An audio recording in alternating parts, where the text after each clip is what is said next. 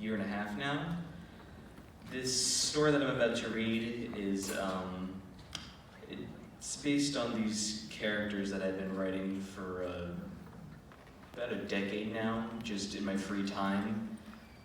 This wasn't for any class, this was just something that I did in my free time. It's kind of personal, but I hope you will like it.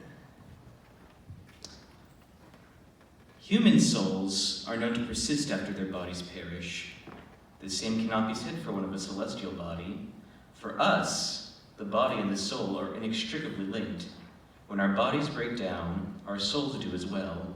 This is because in truth, we are not many, but one.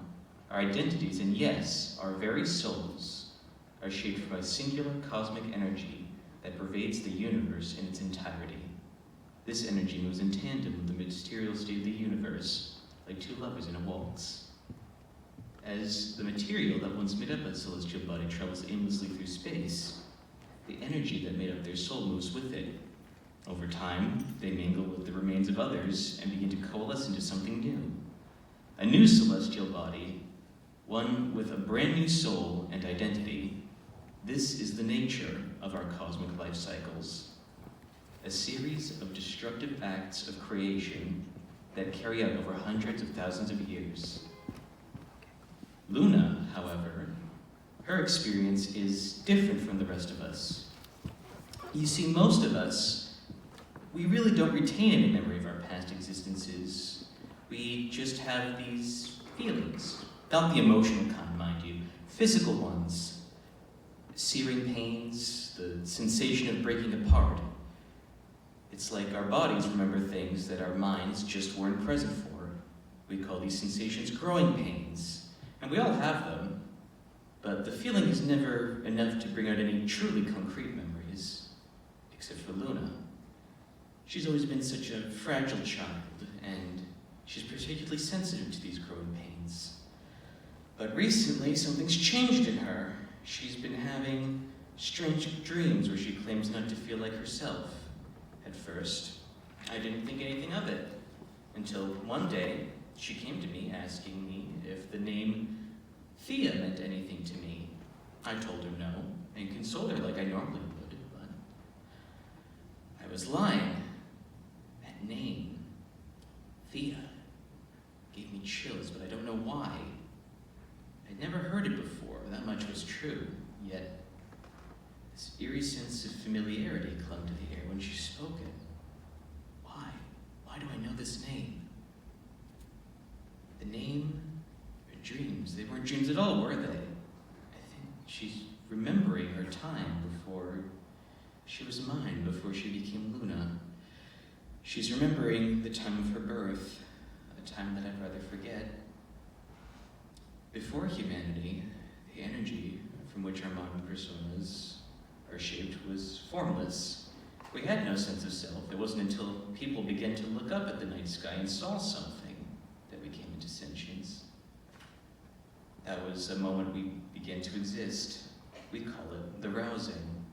Prior to it, we were little more than energy, hosted by stars and large masses of rock and ice. During that period, when I was still just another large hunk of stone and magma, another like myself crossed my orbital path. In a great explosion, my cosmic sibling crashed into me, sending my insides flying out of me in all directions. Luckily for me, I was the larger of the two of us. By the very skin of my teeth, I managed to retain my shape. My cousin, on the other hand, was not so lucky. Upon impact, her form was utterly shattered. In an instant, it was like she never existed at all. The parts of her that didn't get absorbed to me went flying into the great vacuum of space, leaving a cloud of ash and rubble in its wake. And as our viscera danced, slowly, it began to coalesce. Yes, from this great calamity, my beloved Luna was born. Even though I did come out as the victor of this encounter, it left me utterly changed. The pain was immeasurable. I felt like I'd been gutted like a fish, and my entire being had been violated. Even now, just writing about this leaves me with a pit in my stomach. Since I was the one who survived, I've managed to retain some semblance of this painful memory, but I haven't thought about it since the rousing, and now my mind is trying to process what happened to me all those eons ago for the first time. Luna's dreams are becoming more vivid, and now she awakens from them, frightened and in tears. I always come to her side and console her. I should tell her what I know, but I can't. I just can't bring myself to tell her the truth. I don't want her to know. I don't want her to know that her beloved mother, the one she loves now, once tore her old body to shreds. That I'm the reason she's in all this pain now. Before the rousing, we had no sense of self, let alone a concept of morality. There's no way I could have changed what happened. Even still, I can't help but feel responsible for her present suffering. Luna's been asking more questions lately, and I think she might be starting to piece things together. I just keep telling her I don't know anything, that her dreams aren't real, and that everything will be all right. I'm not sure how much longer I can lie to her like this. Signed, Mother Earth.